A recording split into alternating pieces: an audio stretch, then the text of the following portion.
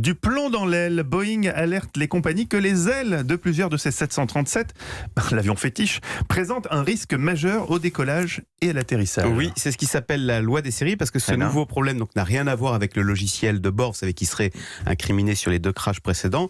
Donc là, on parle d'un nouveau problème, donc ce sont les ailes, des ailes qui sont censées s'ajuster au décollage et à l'atterrissage pour avoir une meilleure prise de Alors vent. là, sur Europe1.fr, vous nous suivez en vidéo, et nous avons Axel de Tarlet qui nous mime, n'est-ce pas, l'incidence des ailes qui montent et qui descendent. C'est ça la précision Europe 1. Sauf que là, il y a un lot de pièces défectueuses venant d'un fournisseur. Alors pour l'instant, aucun incident n'a été reporté, mais enfin, ce lot de pièces défectueuses équipe plus de 300 avions 737, dont effectivement des 737 MAX, qui de toute façon, eux, sont cloués au sol, donc ils ne risquent plus de mal atterrir ou mal décoller. Mais enfin, il y a quand même encore des 737 en vol qui sont équipés de ces pièces défectueuses, donc Boeing a prévenu les compagnies propriétaires pour qu'elles fassent le nécessaire. C'est quand même extrêmement inquiétant pour Boeing, c'est un problème de sécurité, là. Alors justement, d'abord, ce qui est rassurant, là, c'est que c'est l'autorité de contrôle, donc la FAA, la Federal Aviation Administration, qui est à l'initiative et qui a déniché ce problème, parce que jusqu'à présent, on lui reprochait d'être passive. En gros, elle avait complètement sous-traité les contrôles à Boeing. Donc Boeing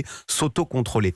Et puis deuxième chose, vous avez raison, il y a peut-être eu du relâchement, et visiblement il y en a eu dans les procédures et aussi dans le contrôle qualité, alors à la fois sur la fabrication de l'avion, mais sur les pièces fournisseurs, parce que là en l'occurrence pour les ailes ce sont des pièces fournisseurs. Oui, Boeing a sûrement privilégié le gain de temps et l'argent dans sa course face à Airbus. Est-ce que ça veut dire que c'est une bonne nouvelle pour Airbus? Pas forcément, parce qu'Airbus de toute façon n'a rien à prouver et a un carnet de commandes plein. Non, ce serait plutôt une bonne nouvelle pour les Chinois, vous savez, qui essayent de se faire une place et qui justement pourraient bénéficier de la perte de crédibilité du géant américain.